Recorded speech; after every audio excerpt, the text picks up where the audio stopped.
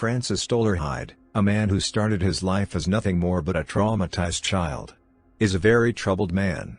And today we will take a look in his past. We will find out why he does what he does. Is he evil by nature? Is he evil by nurture? Or is he not evil at all?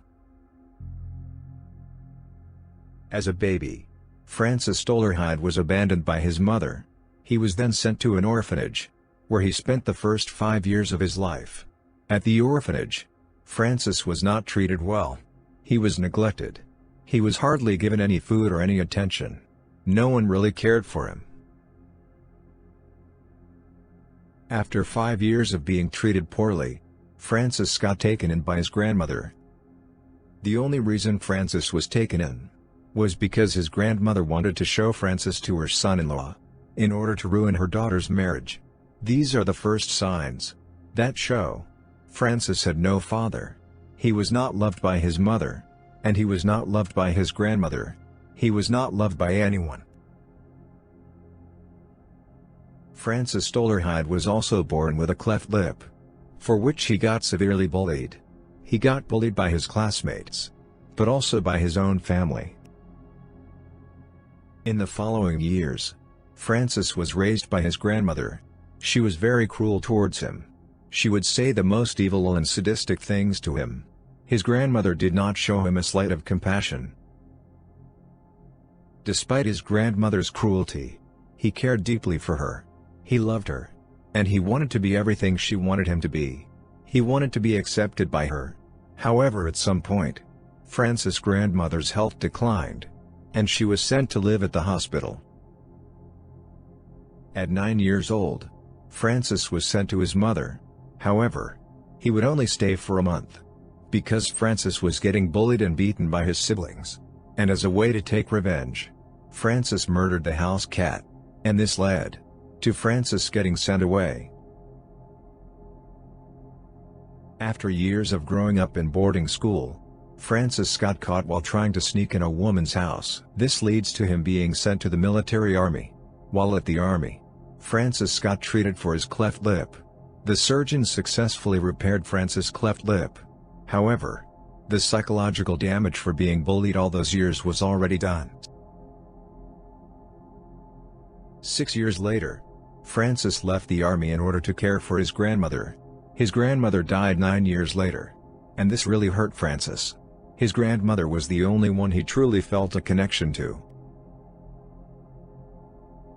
At some point, a strange thing occurred. While reading the newspaper, Francis noticed a dragon. And for some reason, this dragon became the only thing Francis would think about. He got obsessed by the image of the dragon, and he came to believe he was the dragon. The dragon told Francis to start killing, and this is how his killing spree begun.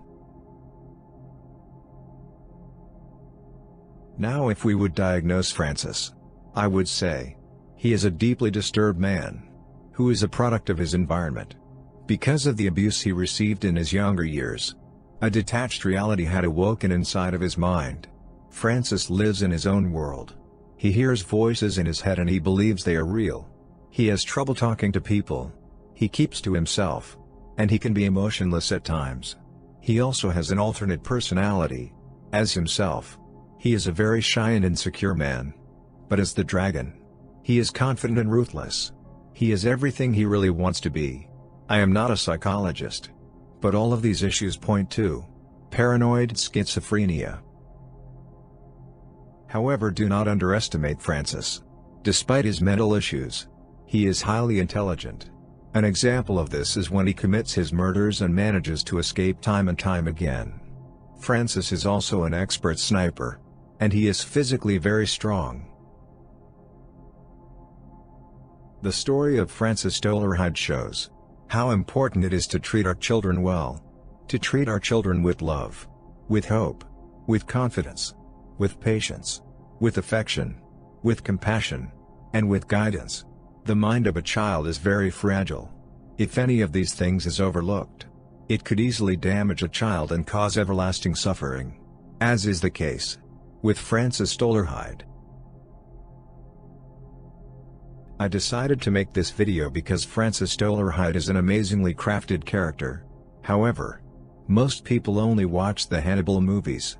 And in those movies, the early life of Francis is not really shown.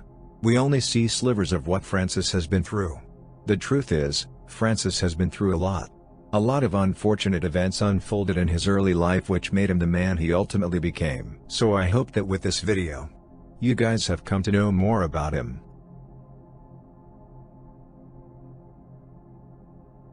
I hope you guys enjoyed this video.